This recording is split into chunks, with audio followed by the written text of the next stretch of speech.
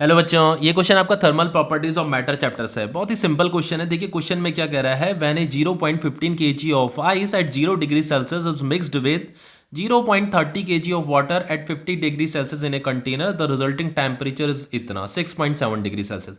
वो ये कह रहा है कि हमारे पास एक आइस का एक टुकड़ा है, उसका मास 0.15 kg दे रखा है, उसका टेम्परेचर अभी 0 डिग्री सेल्सियस हमें गिवन है। इसको हमें यहाँ मिक्स करना है। किसके साथ मिक्स करना है? 0.30 kg ऑफ वाटर। यहाँ पे एक कंटेनर में एक वाटर है, इस वाटर का मास कितना दे रखा है? 0.30 kg दे रखा। बहुत कम अमाउंट में ये वाटर है, 0.30 kg वाटर दे रखा है। इसका जो टेम्परेचर दे रखा 50 डिग्री सेल्सियस दे रखा है। ठीक है, कंटेनर में जो वाटर है, वाटर का टेम्परेचर कितना? 50 डिग्री सेल्सियस है। हमें यहाँ इसे मिक्स कर देना है। तो जब हम इसे मिक्स करेंगे तो देखो इसका टेम्परेचर तो 0 है, यहाँ टेम्परेचर 50 डिग्री सेल्सियस है, तो ये मेल्ट होने लगेगा। तो फाइनली ये मेल्ट हो जाएगा पूरा का पूरा। तो हमें यहाँ पे एक रिजल्टिंग वाटर मिलेगा। तो उस रिजल्टिंग वाटर का भी कुछ रिजल्टिंग टेम्परेचर होगा, क्योंकि हमने जब इस आइस को यहाँ मिक्स किया तो वो मेल्ट हो गया, तो हमें रिजल्टिंग वाटर मिलेगा। उस रिजल्टिंग वाटर का यहाँ पे रिजल्टिंग टेम्परेचर हमें दे रखा है। Resulting temperature is 6.7 degree Celsius. तो इसका टेम्परेचर कितना है? 6.7 डिग्री सेल्सियस। तो यहाँ पे देखिए, अगर हम इसे देखें तो इसका ये जो 0.30 kg वाटर था, इसका जो टेम्परेचर था 50 डिग्री सेल्सियस था। लेकिन अब ये 0.30 kg वाटर यहीं इसी के अंदर है, अब उसका टेम्परेचर 6.7 हो गया है, यानी कि उसका टेम्परेचर डिक्रीज हुआ है। और ये जो 0.15 kg का जो आइस का टुकड़ा था, ये भी मेल्ट होकर के अब यहीं है, इसी के अंदर है, वो वाटर में कन्वर्ट हो चुका है। 0.15 kg का वो वाटर बन चुका होगा, वो यहीं है, तो उसका भी टेम्परेचर इतना हो गया है। तो यहाँ टेम्परेचर क्या हुआ है? 0 से इतना हुआ है, और यहाँ टेम्परेचर क्या? 50 से इतना हुआ है। तो यहाँ टेम्परेचर डिक्रीज हुआ है, इसका मतलब इसने हीट लॉस किया है।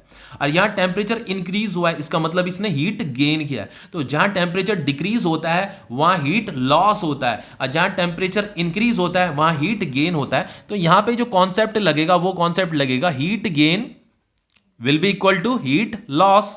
ये तो आपको पता होगा, ठीक है। अब देखिए, आइस जब मेल्ट होता है ना, तो मेल्टिंग के दौरान वो अपनी स्टेट चेंज करता है। तो मेल्टिंग के दौरान जब वो अपनी स्टेट चेंज कर रहा होता है, तो स्टेट चेंज करने के लिए भी उसे हीट रिक्वायर्ड होता है, मतलब हीट की जरूरत होती है। तो उस समय भी वो हीट गेन करता रहता है, तब जाकर के वो मेल्टिंग पॉसिबल हो पाती है, मतलब वो अपनी स्टेट चेंज कर पाता है। जैसे मान लो ये अगर मेल्ट हो रहा है तो इसका टेम्परेचर 0 डिग्री सेल्सियस तो है, और इस वाटर का भी टेम्परेचर 0 ही डिग्री सेल्सियस होता है स्टार्टिंग में मेल्टिंग के दौरान, ठीक है। उसका वाटर का टेम्परेचर भी 0 ही डिग्री सेल्सियस रहेगा मेल्टिंग के दौरान। बच्चों, वाटर आइस जो हीट को गेन कर रहा होता है ना, उस हीट से वो सिर्फ अपनी स्टेट चेंज करता है, टेम्परेचर को चेंज नहीं करता, सिर्फ स्टेट को चेंज करता है, ठीक है। तो चलो यहां पे लिख देता हूं, हीट उसने जो गेन किया होगा इन मेल्टिंग आइस, ठीक है। आइस जो मेल्ट हो रहा है उस दौरान भी हीट रिक्वायर्ड रहा होगा, तो उसने हीट गेन किया होगा।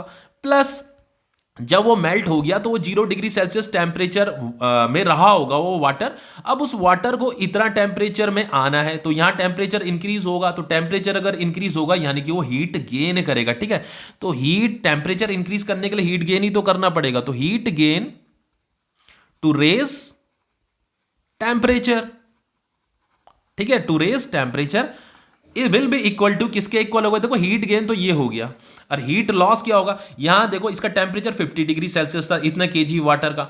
अब यहां इतना केजी वाटर का टेम्परेचर इतना हो चुका है, तो यहां टेम्परेचर घटा है, इसका मतलब यहां हीट लॉस हुआ है, ठीक है, यहां हीट लॉस हुआ है।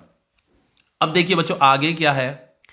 अब देखिए यहां पे heat gain in melting ice, जब आइस मेल्ट होता है तो मेल्टिंग के दौरान वो कितना हीट गेन करता है, उसे कैसे कैलकुलेट करते हैं? बहुत सिंपल है। देखो आपको क्या करना है, यहां पे आपको मास ऑफ मास ऑफ इसका मास, ये जो मास है इस आइस का जो मास है, ठीक है, चलो मास ऑफ आइस लेना है into latent heat of fusion of ice. ये जो हमें कैलकुलेट करना है ना, बस इसी को मल्टीप्लाई करना होता है। तो ये latent heat of fusion of ice है। जब आप इन दोनों को मल्टीप्लाई कर दोगे तो आपको पता चल जाएगा कि आइस जो मेल्ट हो रहा था कितना हीट उसे रिक्वायर्ड था, ठीक है। प्लस अब ये हीट गेन है और ये हीट लॉस है। तो देखो मैं आपको स्पेसिफिक हीट कैपेसिटी का एक फॉर्मूला बताता हूं, पता भी होगा आपको, delta Q divided by M delta T.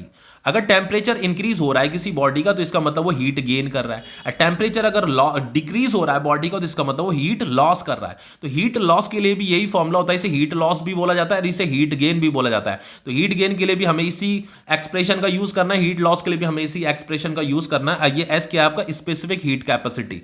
यहां पे देखो वाटर का स्पेसिफिक हीट कैपेसिटी हमें गिवन है, ठीक है। तो ये डेल्टा क्यू क्या है, इसी को हीट गेन भी बोलेंगे, इसी को हीट लॉस भी बोलेंगे। हमें यहाँ पे हीट गेन निकालना है, तो हीट गेन क्या हो जाएगा, S into M into delta T हो जाएगा, ठीक है। तो यहाँ पे एस इंटू एम इंटू ये डेल्टा टी हो जाएगा। एस मतलब specific heat capacity of water, क्योंकि ये जो आइस है ये वाटर में कन्वर्ट हो चुका, उसका मास 0.15 kg है। तो ये 0.15 kg का जो वाटर था ये स्टार्टिंग में 0 डिग्री सेल्सियस पे था, अब ये इतने टेम्परेचर पे आ गया, ठीक है। तो specific heat capacity of water, mass of water इतना ही आएगा बच्चों, इतना 0.15 kg इंटू ये टेम्परेचर जो उसका इंक्रीज हुआ है टेम्परेचर, ठीक है। और अगेन ये हीट लॉस हमें निकालना है, तो हीट लॉस के लिए S into M into delta T, इसी फॉर्मूले का हम यूज करेंगे, एम इंटू डेल्टा टी। तो मास, इतना मास आएगा, ये मास ऑफ वाटर है और ये specific heat capacity of water है, ठीक है। चलो वैल्यू पुट करते हैं, आंसर निकालते हैं। यहाँ पे मास ऑफ आइस कितना है, 0.15 है, यहाँ 0.15 आ जाएगा। ये latent heat of fusion of ice तो हमें कैलकुलेट करना है। Specific heat capacity of water 4186 है। मास ऑफ वाटर यही वाला लेंगे हम, ठीक है, क्योंकि ये वाटर में कन्वर्ट हो चुका है, इसी यही तो क्या कर रहा है, हीट गेन कर रहा है, ठीक है। हीट गेन ही तो हमें निकालना है, तो 0.15 kg ही मास आएगा। ये डेल्टा टी का मतलब इसने हीट गेन किया तो इसने टेम्परेचर इंक्रीज हुआ होगा। टेम्परेचर कितना इंक्रीज हुआ है, 0 से इतना हो गया 6.7 हो गया। तो ये 6.7 माइनस 0 कितना हो जाएगा, 6.7, इतना इंक्रीज हुआ है। This is change in temperature.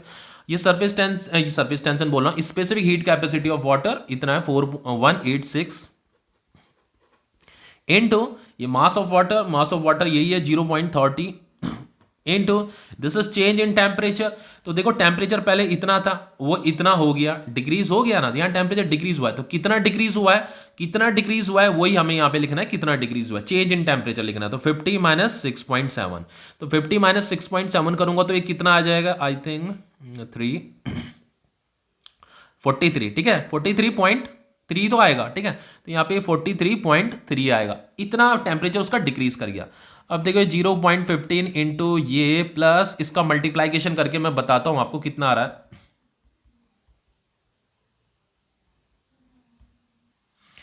इसका मल्टीप्लाइकेशन आ रहा है, वैसे इसका मल्टीप्लाइकेशन एनसीईआरटी में भी दे रखा है, इतना आ रहा है इसका मल्टीप्लाइकेशन, और इसका मल्टीप्लाइकेशन भी एनसीईआरटी में दे रखा है। एक मिनट एनसीईआरटी से ही देख लेता हूं, कैलकुलेटर से टाइम बच जाएगा। हाँ, इसका मल्टीप्लाइकेशन दे रखा है एनसीईआरटी में, वो दे रखा है आपका 54376.14, ठीक है। देन ये 0.15 इंटू ये एल एफ, चलो मैं इसको इधर भेजता हूं, तो इसका सब्ट्रैक्शन मैं कर देता हूं पहले, ठीक है। इसका जो सब्ट्रैक्शन होगा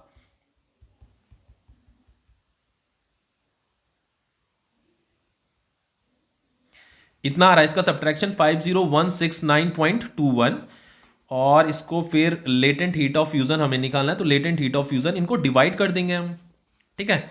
तो जब मैं इसको डिवाइड करूंगा ना, तो इसका जो आंसर आता है, इसका आंसर काफी बड़ा आता है। रुको एक मिनट, हाँ एक मिनट, कैलकुलेटर से ही कर देता हूं इसका।